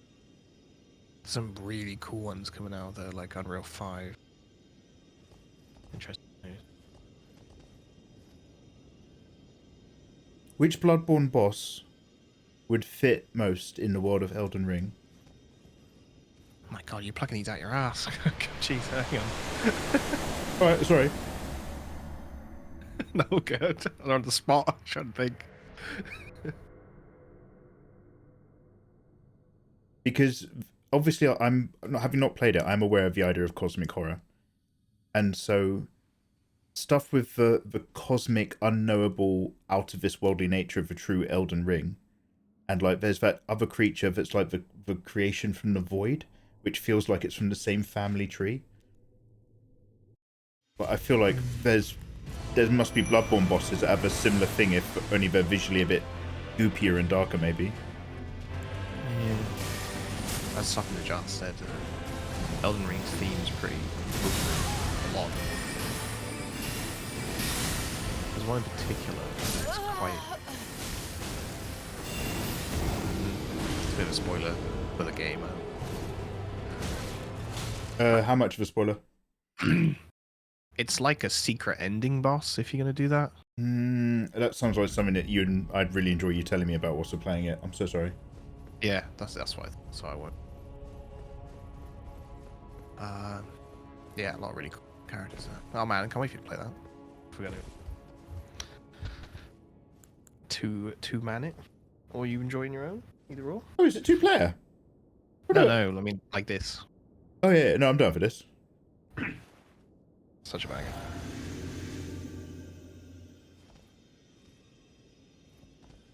Okay, I'm not changing my tactics, but I feel really good about this one.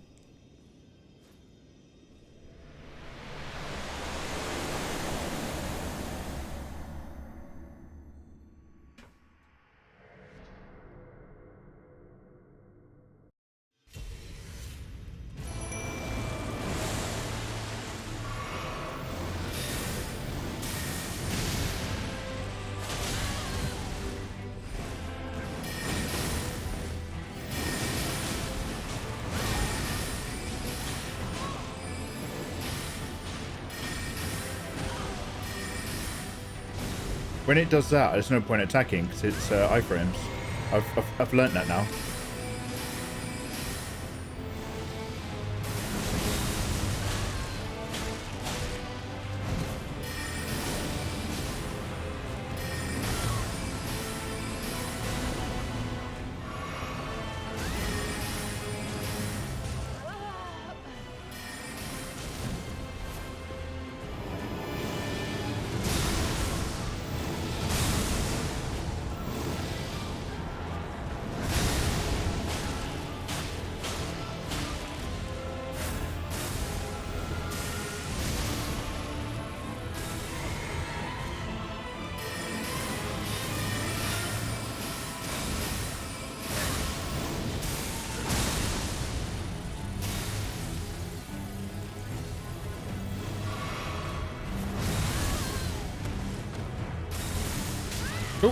Oh, come on now, that's silly.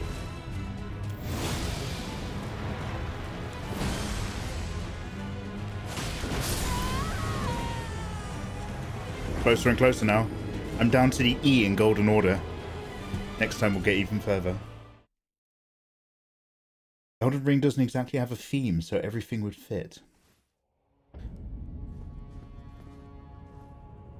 So, Sekiro had a really... I know we've covered this before, but one of the reasons why I like Sekiro so much is that even someone like me who doesn't really get subtext when it's presented very subtly in a game, even I got the themes of Sekiro, and that consistency helped me buy into the game, and I vaguely understood the narrative. Whereas, as I've complained about many a times, it's a little bit slightly more cloudy in some other games like this, where I end up having to have it explained to me instead of me working it out. But what is so like in Sekiro, it's you know, it's longevity, it's living forever, but living forever through various means, and there's different interpretations of what immortality is and how it's perceived in Sekiro, and how different groups go about it. They've all got the same goal through all these different methods. What's the theme in Elden Ring?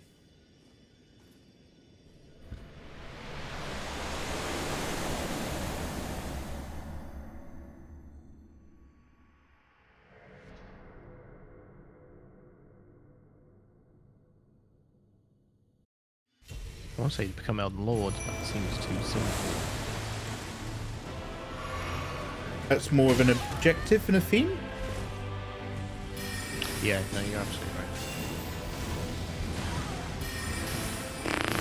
Don't know. What do you think?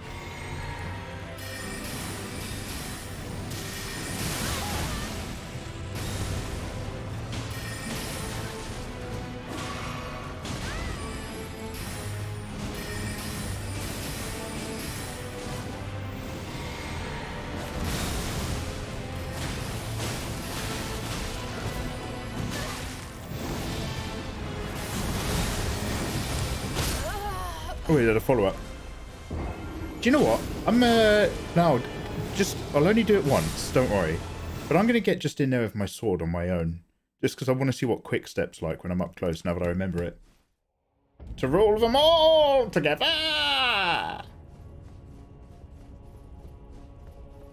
The theme is everything life isn't hard, but a maiden will make it better. You were most excited for Sekiro. What did you think of it in the end? Zatika, so far, out of the 3 Souls games that I've played, Sekiro is my favourite.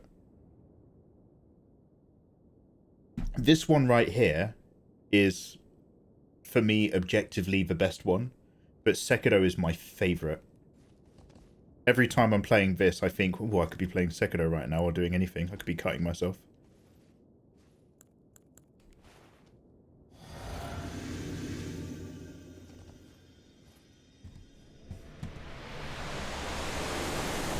Okay, let's see how we go. What did I say I was going to do? Oh yeah, two-handed sword. Yeah, but fucking it. Let's go. Probably could change talismans and stuff. You're a talisman. Thanks.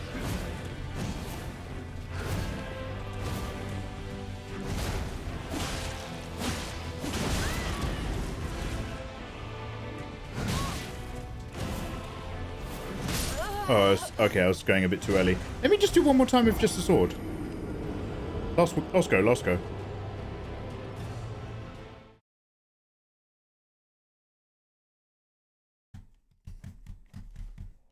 I'm getting very used to going up to this opening.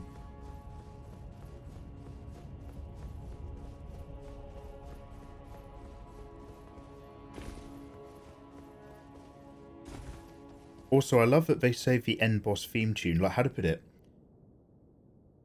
Soulsbourne games, for me personally, have had one or two, like, good rousing songs, but I've actually found it quite forgettable. But the end boss theme for this is so unique for the game, because it's just using instruments or feelings that just haven't been in the rest of the game.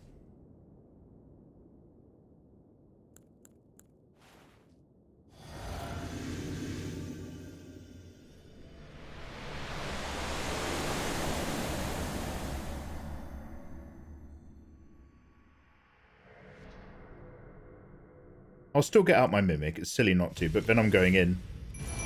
Getting tight.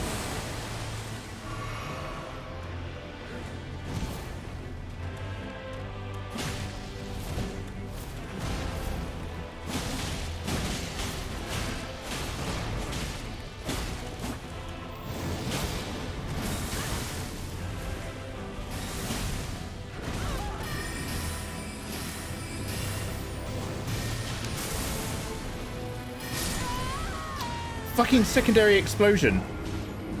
I completely blank it every time. There's a book that would make a great movie or game called Talisman by Peter Straub and Stephen King. Really? Talisman? Bill, if I say hi in chat, could you whisper that to me? Hey Fenrir, how you doing, bro? How's your evening? How's your weekend, everybody? Bloodborne's got some amazing boss themes, really. I thought the combat was amazing. Really drew me in. Yeah, I loved it. The fact that you trade blows in a sword fighting mechanic like that, I thought was really, really well done. Does anybody remember this game where I think it's on the PlayStation? I remember my friend rented it from Blockbuster and I never saw it again in my life. PlayStation 1 game, fighting game. But the fighting game is based around different sword arts and it's all Japanese. So you can be like, so you pick your character who's got a fighting style, but then you pick their weapon in the selection screen. So you can have like a naginata polearm, you can have like a long samurai sword, you can have like wakizashi. Bushido blade? One sec, let's have a look.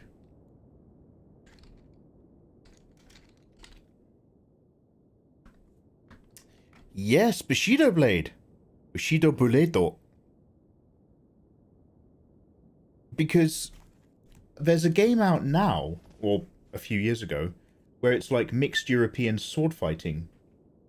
Where you pick your style in like a rapier versus longsword and stuff like that. And I remember I was just like, I've played that, but a Japanese version. Bushido Blade, that could do with a remake. That's probably just called Soul Calibur, isn't it? The soul. The ring still burns. I love that game. Sloppy, they've done another upgrade. Oh, Sloppy, what's the upgrade? I've still not played it once, but we're big fans of Spa and Psycha, who are partnered Seas of Thieves live streamers. They're really friendly.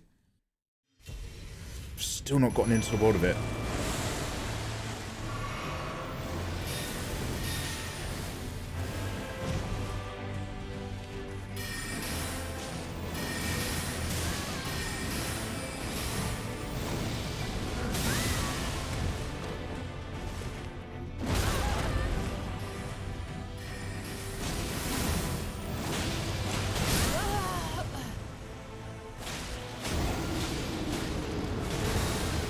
I'm just getting caught up in my movements.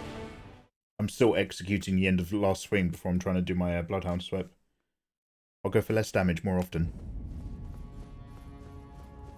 You got spicy curry. I remember last year I had I had a bag of frozen extra spicy chips from Asda. And I loaded all of the chips up in the tray to go in the air fryer, and I put it in the air fryer. And then I was just like, man, I'm tired. I could really do with a really thorough rubbing of my eyes. I just can't help but wonder if it was like subconscious. But I just like was just like, do you know sometimes when you rub your eyes really hard and it feels amazing? I was literally just like,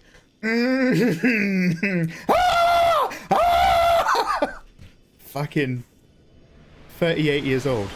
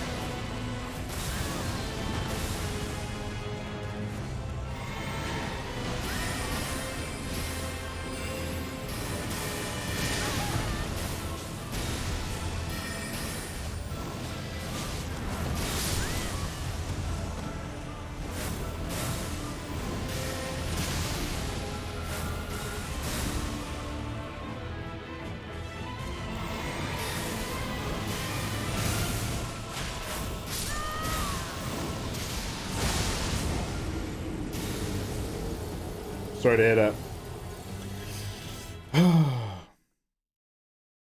Wait, did quality of life updates in Sekiro? Are we still talking about Sekiro or something else? Oh, Sea of Thieves. Sorry, Sloppy, I just completely forgot in the space of a minute. Okay, cool. And a new chest and quest. Oh shit. I'm assuming Psycha's really, really high tier. Last time I was in her stream, she was underwater as a skeleton. But she was an undead pirate. I'm sorry your food habits betrayed you yet again. I don't remember getting this sick in my 20s. I had people cooking for me back then.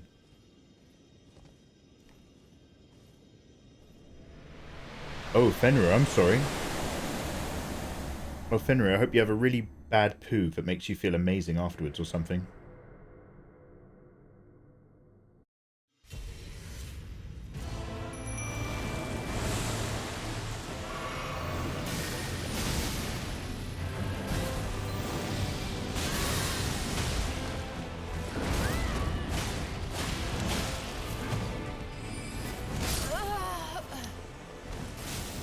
Man, I've got to get his delays right.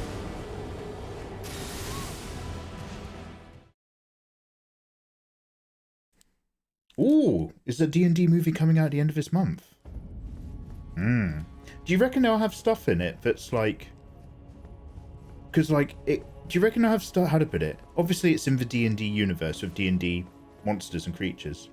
But do you reckon it's going to have nods to, like, actual D&D games? Like... There'll be like something that turns out to be a natural one. Like somebody does something that's so obviously easy, but it's so bad it fucks up everything, or vice versa. Because like the things that I find most memorable about the only 2 D&D campaigns I've ever spent any time looking at is there'll be like a situation where the obvious thing is to deal with this and avoid that, and instead the party will use some kind of super minor mechanic that one of the characters has, and turn that into a code communication system to basically cheat the mechanic of something else that's also simple and minor, to turn it into the ability to, like, you know, see round corners and shit.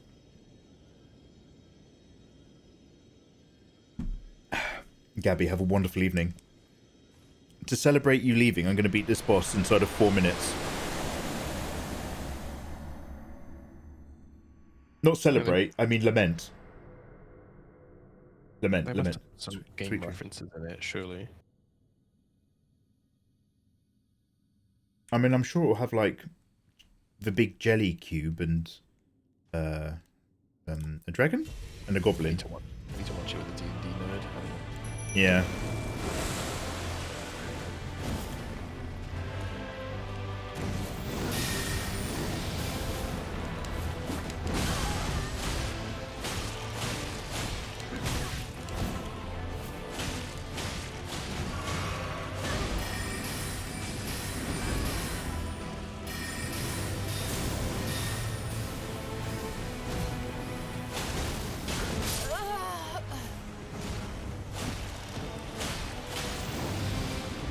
I do miss KTV.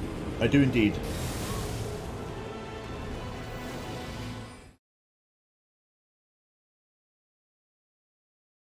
Okay. Oh, that's the end of this episode. If you're watching on YouTube, thank you very much for vibing along. Have a good evening. Take care. Peace.